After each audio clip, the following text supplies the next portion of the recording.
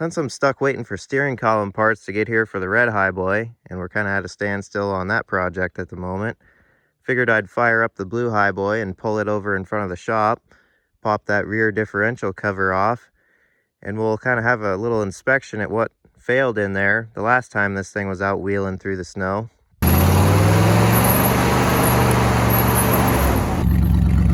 The front diff is still in the party.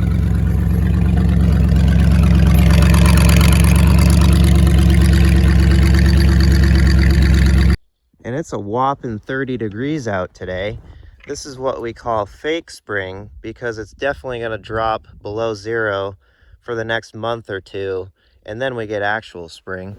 But you know, it's a nice day today to be outside at least, so can't complain. So I'll get this puppy cleaned off and we'll steal the battery out of the old 79 and throw it in here and drive this out of the snow so we can lay underneath of it over there and not have to deal with all this. And we'll have a little inspection. Hey, remember when I started this truck in 55 below and everyone thought I was going to wreck the motor?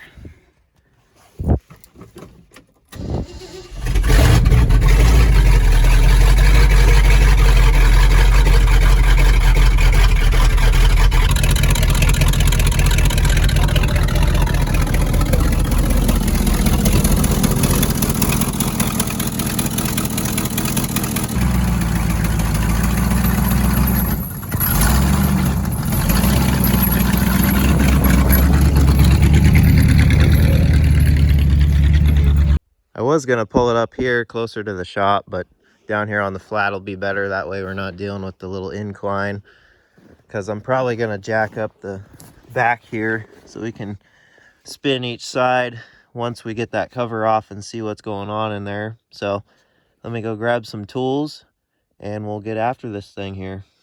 Well, should have everything I need here now, so we'll crawl under here and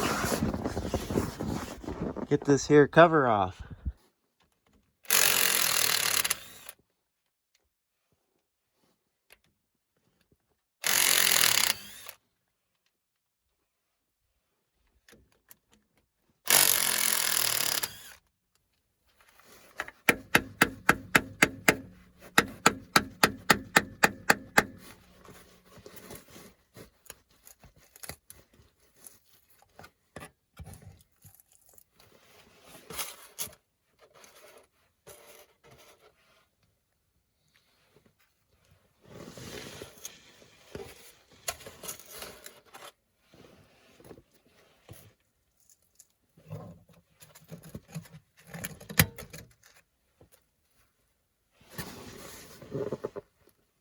I mean, that's basically brand new.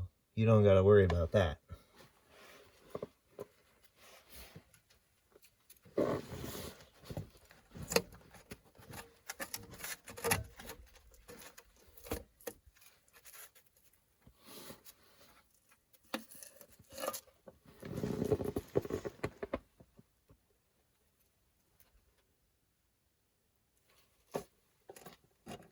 Well, there she is with the cover off.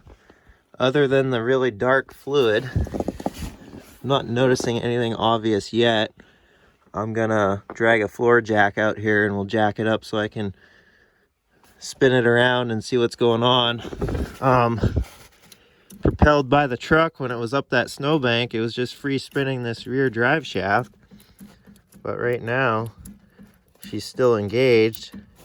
Seems like a bit excessive backlash, like something's worn out, but I don't see any catastrophic failure yet. When it was up that snowbank and just free spinning the drive shaft, it was making a clunking noise in here, so maybe it's an axle that broke, I don't know yet, but we'll get her jacked up and then spin it around and see. All right, she's up in the air now. I didn't want to put the jack in the center and get the whole thing all in one shot because the fluid's dripping out and it would make a big mess all over the jack, so I figured one jack stand to hold that side up and then just use the floor jack to keep that side up. It'll work for right now for what we're doing. So I'll go ahead and go pop the transfer case in neutral because we're in four-wheel drive right now for the front end to move around. So we'll pop it in neutral and then we'll start spinning things around and see where the problem is. Now, I haven't determined if this is a actual limited slip unit or if it's a true locker, because I haven't had a flashlight out here to really look super close. I do notice that the carrier separates in the center and bolts together, so we'll have to take a closer look at that. But for now, we'll go pop her in neutral. With the jacks holding it up, I don't think it'll roll. We're on flat ground, so only one way to find out, I guess. Not like it's gonna drop very far if it does roll, because we got tires on it. So that should be 2 and then neutral right there.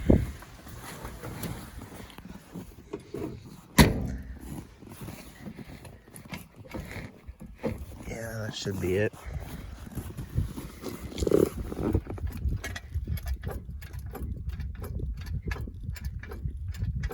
Does sound interesting.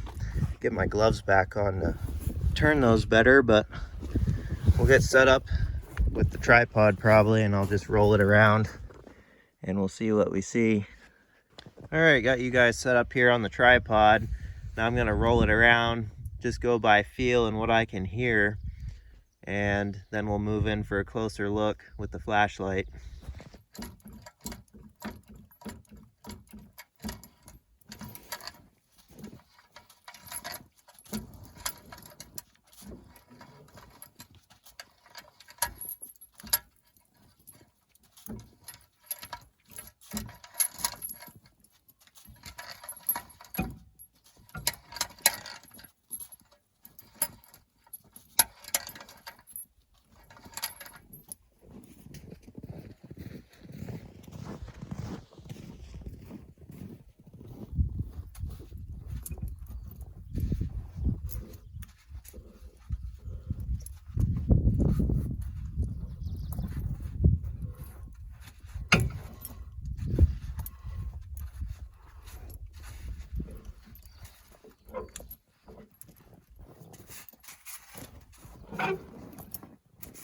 Now, as you probably saw, I started rotating on this side, and so far everything from out there into the center seems to be functioning like it should.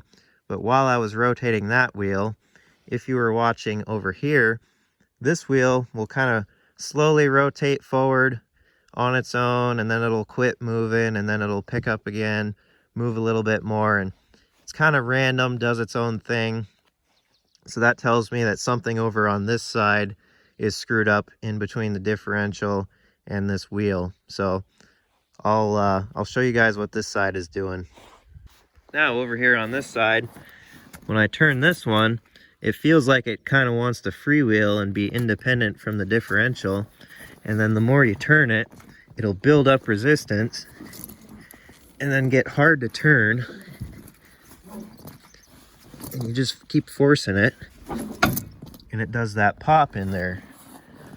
So seems to me like it's got an axle shaft problem. Well, I crawled under there real quick with the flashlight, and this is a limited slip unit. That's the Ford track lock that they threw into differentials back in the 70s. Pretty common, actually. So we've got a limited slip here. So before we get back under there and go into any further investigating on what happened, we'll kind of go over the quick principles of a differential and how it works. Now, a quick way to tell what you've got without pulling the rear cover off and physically looking, if you jack up the axle, make sure both wheels are off the ground. If it's an open differential that does not have a limited slip or a locker in it, if you rotate one side forward, for example, if you watch the other side, it'll turn backwards at a slower speed than what you're turning that side, and vice versa. So that usually indicates an open differential that doesn't have anything in the center.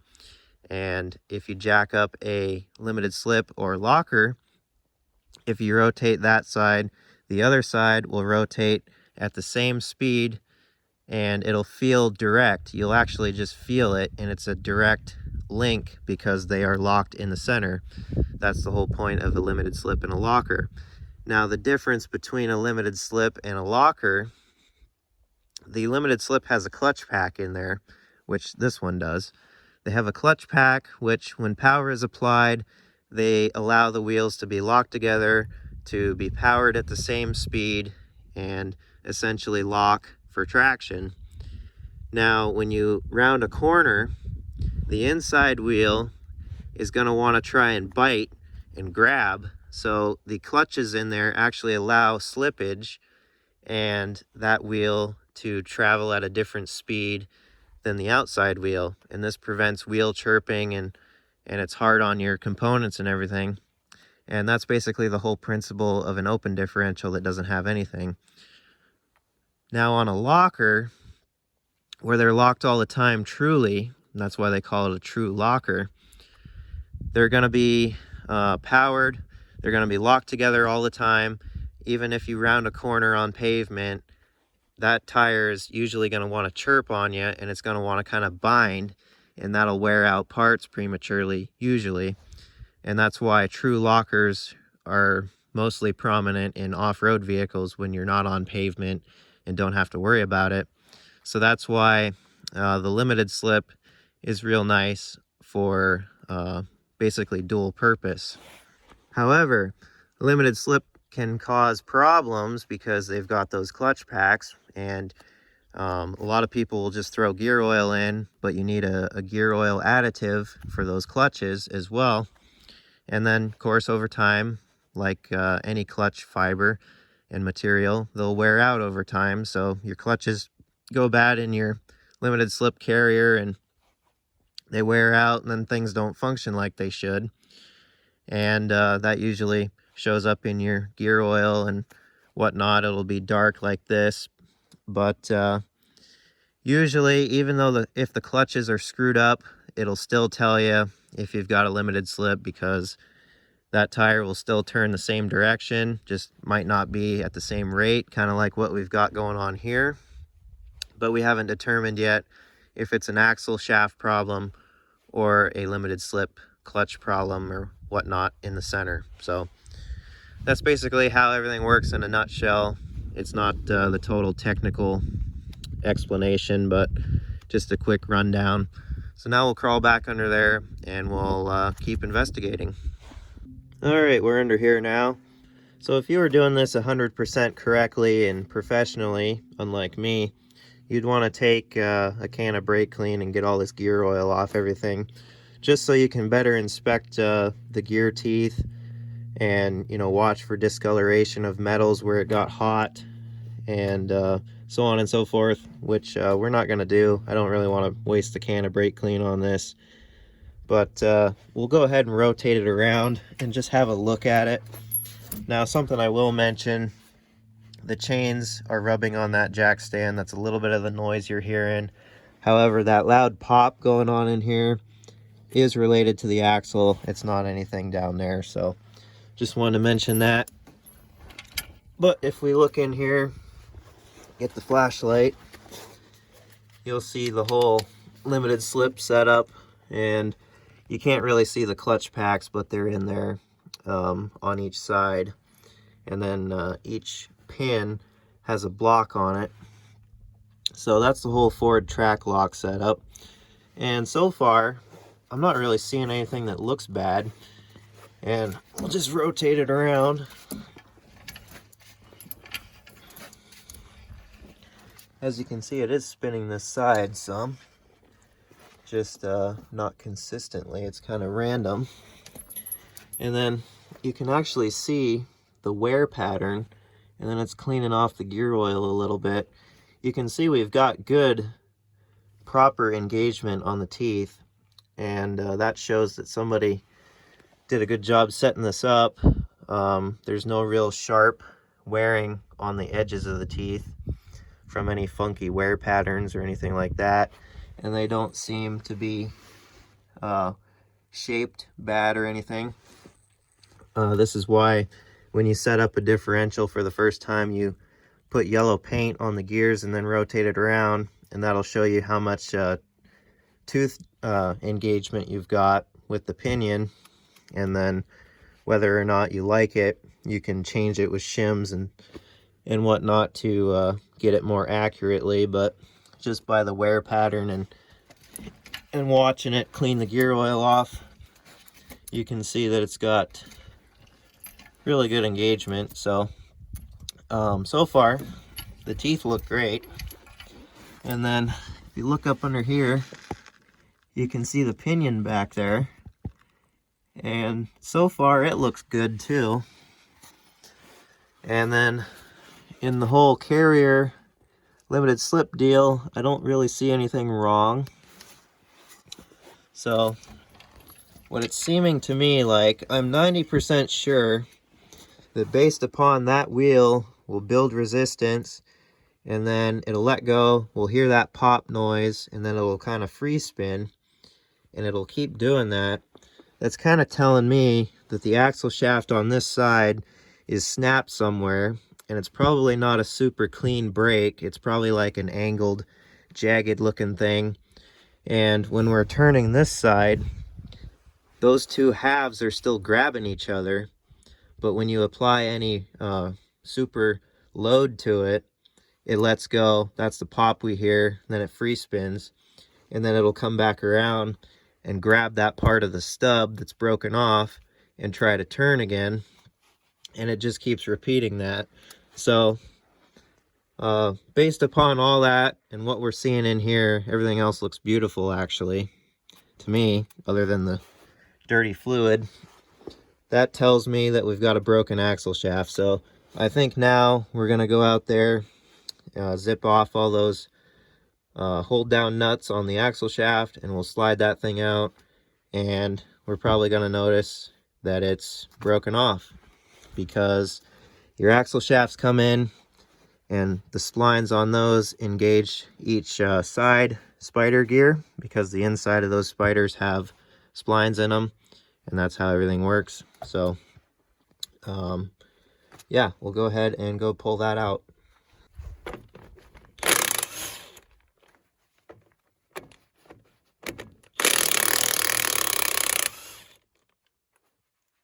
Well, this is kind of typical. It pulled most of the studs out rather than just the nuts off of the studs. Sometimes these things have little like split cones that go in there and help hold things, but this one doesn't. So all the studs but 3. We'll go ahead and get this thing pulled out of here now.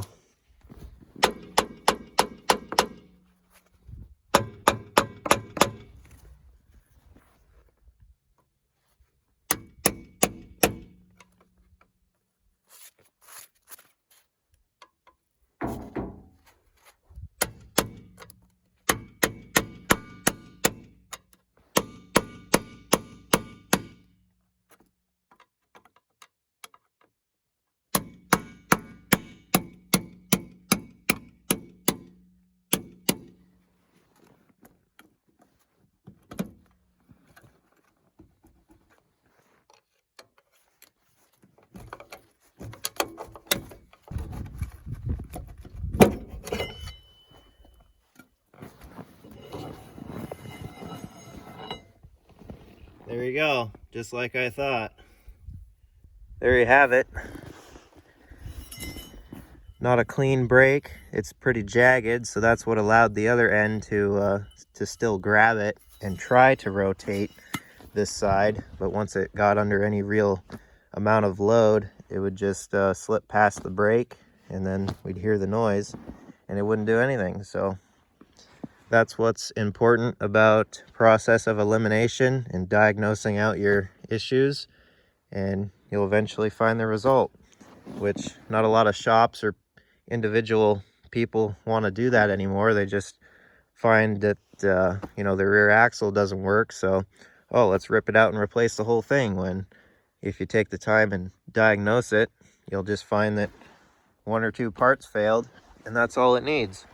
So that's why I like taking the time to tear into things, figure out what went wrong, and then actually fix them. Well, when this thing gave up on me in the snow wheeling video, it seemed like a lot of you guys wanted to see what failed with it, so glad I got to take advantage of the nice day and rip it apart and show you. I was going to do it inside on the lift, but I figured, we're stuck waiting for parts, might as well do this outside. So yeah, it's good that we got into it.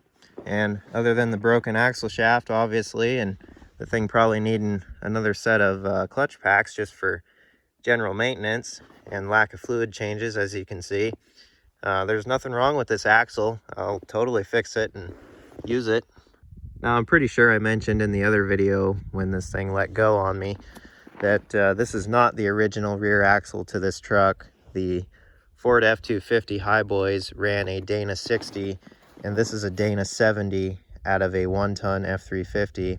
Same time period and everything, but it's out of an F-350. And it appears to me that the springs are too, because these are heavier spring packs than the Highboy had. And if you look under here, somebody made their own homemade lift blocks as well.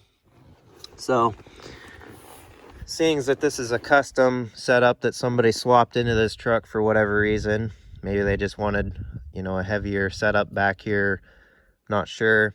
I'm assuming it's a 410 gear setup because otherwise they would have ran into four-wheel drive issues. It'd go back to the transfer case and things wouldn't be matched up correctly, but I haven't looked at the data tag on the cover yet, but I'm just assuming it's a 410.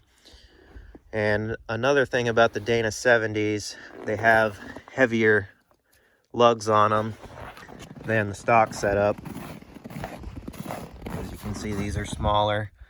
So, seeing that it's not original, I probably won't keep this axle in this truck. The 72 parts rig out back has a Dana 60 in it.